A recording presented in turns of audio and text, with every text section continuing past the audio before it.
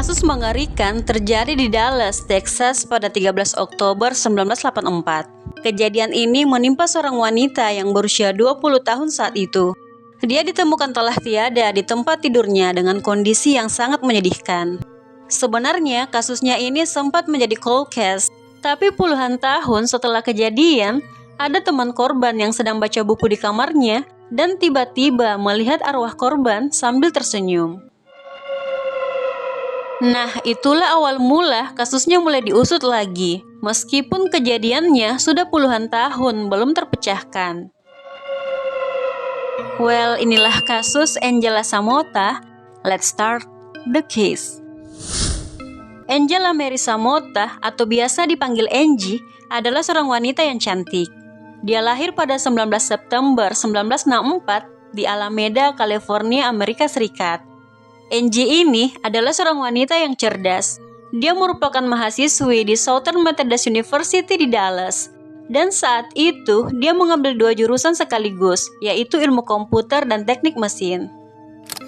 Selama berkuliah, Angie tinggal di sebuah kondominium yang dekat dengan kampusnya.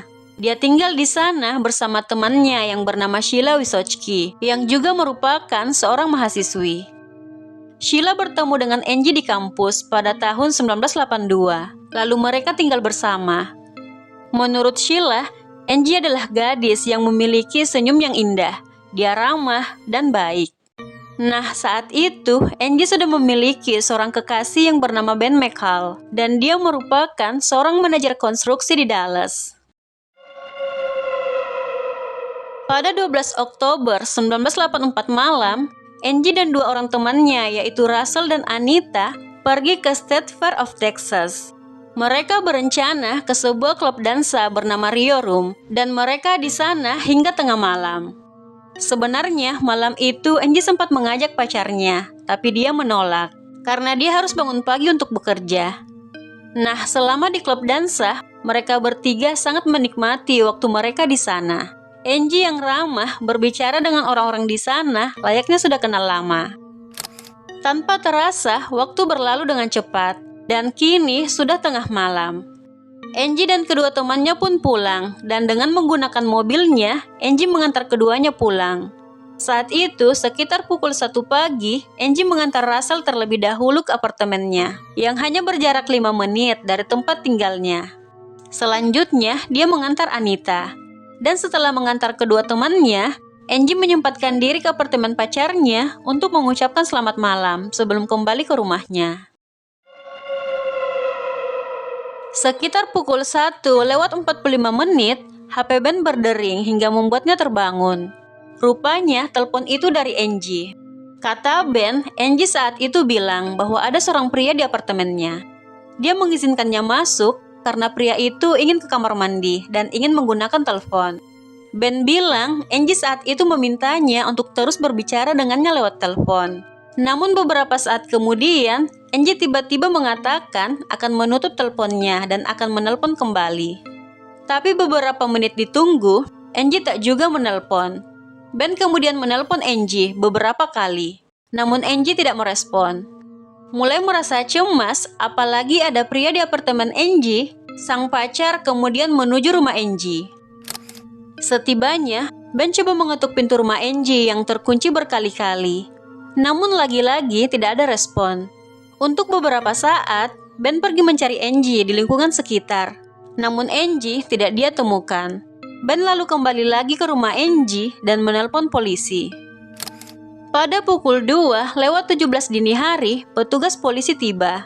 Dan setelah polisi berhasil masuk ke rumah Angie, mereka mulai mencari Angie. Dan ketika masuk ke kamar, mereka kaget karena mereka melihat hal yang sangat menyedihkan. Angie terbaring tanpa busana di tempat tidurnya dengan mata yang terbuka. Saat itu, tubuh Angie bersimbah cairan merah, dan terlihat banyak luka di tubuhnya. Mengetahui pacarnya telah tiada, Ben merasa sangat terpukul dan syok, apalagi mereka baru ketemu dan baru saja teleponan. Ditemukan 18 luka tikaman di bagian dada Angie saat itu. Dia telah dinodai sebelum dihabisi. Ditemukan juga cairan pria di tubuhnya. Ditemukan darah yang bukan darah Angie. Dan juga ditemukan potongan kuku yang dicurigai sebagai kuku terduga pelaku. Dan penyebab tewasnya Angie karena parahnya luka tikaman di tubuhnya. Ditemukan juga noda merah di beberapa tempat di rumah Angie. Ada di saklar lampu, di tirai kamar mandi, dan noda merah di kamar mandi yang terlihat seperti ada seseorang yang telah membersihkan dirinya. Penyelidikan segera dilakukan oleh polisi. Beberapa orang terdekat Angie dipanggil untuk dimintai keterangan, termasuk pacarnya, teman kamarnya, Russell, dan temannya yang lain juga diwawancarai oleh polisi. Pacar Angie alibinya kuat, bahkan dia yang menelpon polisi malam itu. Sementara Sheila saat kejadian dia sedang di rumah ibunya. Dan ada satu orang yang paling dicurigai polisi sebagai pelaku, yaitu Russell Buchanan, yang merupakan seorang arsitek. Dia ini pria yang tinggal dekat rumah Angie, dan mereka sempat keluar bertiga malam itu. Namun menurut Russell, malam itu setelah diantar pulang oleh Angie, dia langsung tidur. Sebagai orang yang paling dicurigai polisi, Russell saat itu sempat dites pakai lie detector. Bahkan dia diinterogasi terus-menerus. Dan saking yakinnya polisi bahwa dia pelakunya, mereka meminta Sheila untuk bertemu dengan Russell dan bertanya tentang kejadian malam itu. Karena polisi ingin tahu apakah Russell menyampaikan keterangan berbeda. Namun yang dikatakannya pada Sheila sama dengan yang dikatakan Russell pada polisi.